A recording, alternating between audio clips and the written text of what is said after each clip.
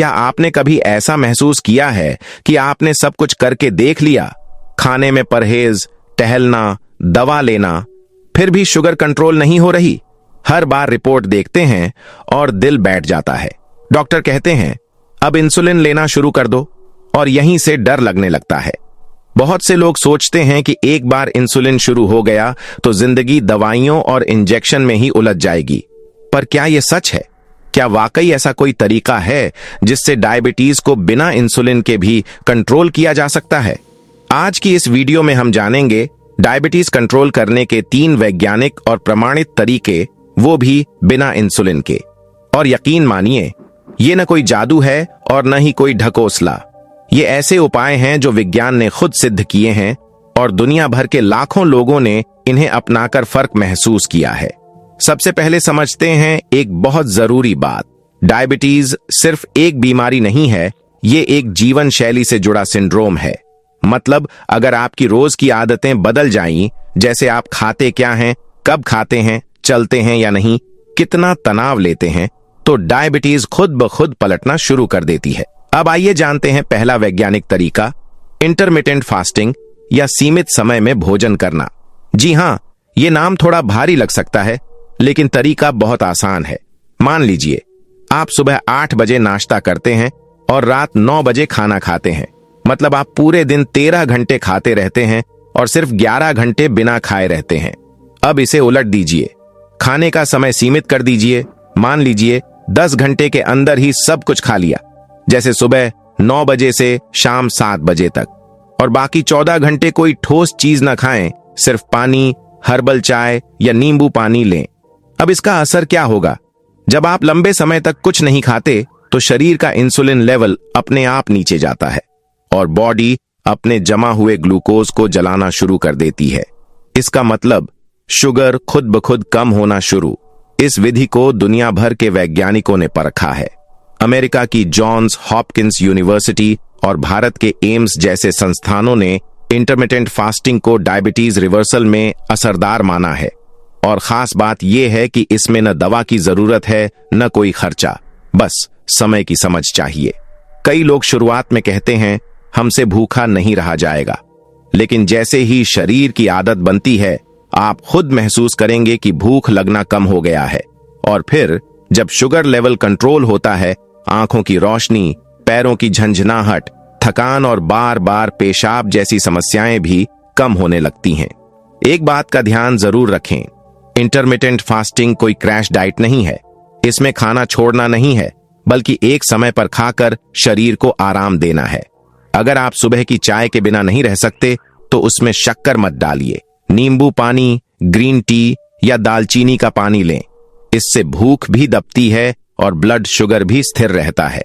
और हां, अगर आप डायबिटीज की दवा लेते हैं तो डॉक्टर से सलाह लेकर इस तरीके को अपनाएं, क्योंकि जैसे जैसे शुगर कंट्रोल होगा, दवा की जरूरत भी कम होने लगेगी। अब जब हमने पहला तरीका समझ लिया, यानी भोजन का समय सीमित करना, तो अगला कदम क्या हो सकता है जो डायबिटीज को और तेजी से कंट्रोल करे? जब शरीर को हमने सही समय पर भोजन देना शुरू किया और बीच में उसे आराम मिला, तो अपने आप शुगर लेवल नीचे आने लगा। लेकिन सिर्फ खाने के समय को बदल देना ही काफी नहीं है, क्योंकि जो खाना हम खाते हैं उसका असर हमारी शुगर पर सबसे ज्यादा पड़ता है। अब जानते हैं दूसरा वैज्ञानिक उपाय, लो ग्लाइसेमिक फूड, यानी धीमे पचने वाले भोजन का चयन। जी हां, यह बात जितनी आसान लगती है, असर उससे कई गुना गहरा होता है। आपने कभी गौर किया है कि जब आप ब्रेड, चावल, मैदा या मीठा खाते हैं तो खाने के 1-2 घंटे बाद आपको थकावट महसूस होने लगती है, आंखें भारी हो जाती हैं या नींद आने लगती है। इसका कारण है आपका ब्लड शुगर अचानक बढ़ता है और फिर तेजी से गिरता है। इसे शुगर स्पाइक कहा जाता है। अब यह स्पाइक बार बार होता है तो शरीर इंसुलिन बनाना बंद कर देता है या उसका असर खत्म हो जाता है, और यहीं से शुरू होती है डायबिटीज की असली जड़। इसीलिए वैज्ञानिक सलाह देते हैं कि आपको अपनी थाली से हाई ग्लाइसेमिक फूड हटाकर लो ग्लाइसेमिक फूड शामिल करना चाहिए। मतलब वो खाना जो धीरे धीरे पचे, शुगर धीरे धीरे बढ़ाए और शरीर को ऊर्जा लंबे समय तक देता रहे। अब सवाल उठता है, ऐसे कौन से फूड्स हैं? पहला, चना, मूंग और राजमा जैसी दालें। इनमें फाइबर, प्रोटीन और धीमे पचने वाला स्टार्च होता है। इससे पेट भी भरता है और शुगर भी नहीं बढ़ती। दूसरा, साबुत अनाज जैसे बाजरा, ज्वार और ब्राउन राइस। इनका ग्लाइसेमिक इंडेक्स बहुत कम होता है और ये आम चावल या मैदे की रोटी से कई गुना बेहतर है। तीसरा, हरी पत्तेदार सब्जियां जैसे पालक, मेथी, सरसों और बथुआ। इनमें ग्लूकोज न के बराबर होता है, लेकिन विटामिन और खनिज भरपूर होते हैं। चौथा, बीज और मेवे जैसे अलसी के बीज, फ्लैक्स सीड्स, चिया सीड्स और अखरोट। ये शरीर में सूजन कम करते हैं और इंसुलिन सेंसिटिविटी बढ़ाते हैं। अब बात आती है खाने की तरीके की। जब आप खाना खाते हैं तो सबसे पहले सलाद या सब्जी खाइए, फिर प्रोटीन, दाल, पनीर, राजमा और आखिर में कार्बोहाइड्रेट, रोटी, अनाज। इससे आपके शरीर का शुगर धीमे धीमे बढ़ता है और स्पाइक नहीं होता। एक आसान नियम याद रखिए, थाली में रंग जितने ज्यादा, शुगर उतनी कम। मतलब जितने ज्यादा रंग बिरंगी सब्जियां, उतना बेहतर ब्लड शुगर कंट्रोल। अब ये सिर्फ कोई आयुर्वेदिक या देसी ज्ञान नहीं है, ये वैज्ञानिक रूप से सिद्ध हो चुका है। अमेरिका की हार्वर्ड यूनिवर्सिटी और भारत की ICMR जैसी संस्थाओं ने सिद्ध किया है कि लो ग्लाइसेमिक फूड अपनाने से इंसुलिन की जरूरत 40% तक कम हो सकती है। आप खुद सोचिए, अगर एक ऐसा तरीका जो न तो महंगा है, न कड़वा, न मुश्किल, सिर्फ खाने की चीजें बदलनी है और उससे आपको इंसुलिन से छुटकारा मिल सकता है, तो क्या आप नहीं अपनाएंगे? कई बुजुर्ग लोग कहते हैं, अब क्या फायदा, इतनी आदतें बदलना मुश्किल है। लेकिन मैं एक बात कहना चाहता हूं, बदलाव मुश्किल नहीं होता, बस शुरुआत करनी पड़ती है। आप अगर अगले 7 दिन ये डाइट अपनाते हैं और सुबह शाम का खाना लो ग्लाइसेमिक फूड से बनाते हैं, तो आप खुद महसूस करेंगे कि थकान कम हो रही है, बार बार पेशाब जाने की आदत घट रही है, नींद अच्छी आने लगी है और सबसे जरूरी, मन शांत हो रहा है। क्योंकि जब शुगर स्थिर रहती है तो दिमाग और शरीर दोनों आराम महसूस करते हैं। अब अगर आप सोच रहे हैं कि इस बदलाव को आसान कैसे बनाएं, तो छोटी शुरुआत करें। सुबह के नाश्ते में पोहा की जगह मूंग छीला लें। दोपहर के खाने में सफेद चावल की जगह बाजरा या ब्राउन राइस लें और रात के खाने में रोटी के साथ पकी हुई मेथी या लौकी की सब्जी खाएं। शरीर खुद बताएगा कि आप सही दिशा में बढ़ रहे हैं। अब जब हमने खाने की गुणवत्ता को समझ लिया और यह भी जान लिया कि सही भोजन क्या चमत्कार कर सकता है, तो अगला और अंतिम उपाय है ऐसा तरीका जिससे शरीर खुद अपनी इंसुलिन सेंसिटिविटी को दोबारा जागृत करता है। जब आपने अपने भोजन के समय को सीमित किया, यानी सुबह और शाम के बीच खाने का सही अंतर रखा, फिर आपने अपने भोजन में धीरे पचने वाले अनाज, दालें, हरी सब्जियां और बीजों को शामिल किया, तो आपके शरीर की भीतरी कार्य शक्ति यानी अग्नि ने अपने आप जागना शुरू कर दिया। अब बारी है तीसरे और सबसे असरदार उपाय की, शरीर को रोज थोड़ा थोड़ा चलाने की आदत डालना, ताकि शरीर में शक्कर पहचानने और उपयोग करने की ताकत वापस आ सके। बहुत से बुजुर्ग सोचते हैं, अब इस उम्र में कसरत कैसे करें? लेकिन ध्यान रखिए, आपको कोई भारी व्यायाम नहीं करना है, न ही दौड़ लगानी है। बस हर दिन थोड़ा चलना, धीरे धीरे शरीर को हिलाना, कुछ हल्के योगासन, कुछ सांस की क्रियाएं, यही असली उपचार है। आपको जानकर आश्चर्य होगा कि डायबिटीज के ज्यादातर मामलों में शरीर में शक्कर को नियंत्रित करने वाला रस, जिसे लोग इंसुलिन कहते हैं, बनता है, लेकिन वह शरीर की कोशिकाओं तक पहुंच नहीं पाता। इसका कारण है लंबे समय तक बैठे रहना, भारीपन, चर्बी जमा होना और शरीर की सुस्ती।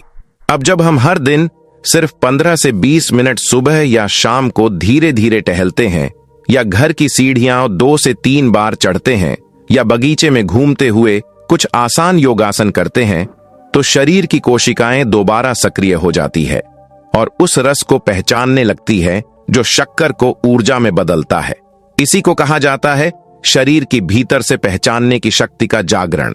अब आप सोच रहे होंगे, चलना तो हम रोज करते हैं, लेकिन फर्क है चलना सिर्फ एक काम की तरह और चलना पूरी जागरूकता के साथ। बहुत अंतर है। आपके लिए मैं आज 3 ऐसे सरल और बुजुर्गों के लिए सुरक्षित योगासनों की जानकारी साझा कर रहा हूं, जो आपके शरीर को फिर से ऊर्जावान बना सकते हैं। पहला आसन, ताड़ासन, खिंचाव की मुद्रा। इसमें आप सीधा खड़े होकर दोनों हाथ ऊपर उठाकर पूरे शरीर को पंजों पर खड़े होकर खींचते हैं।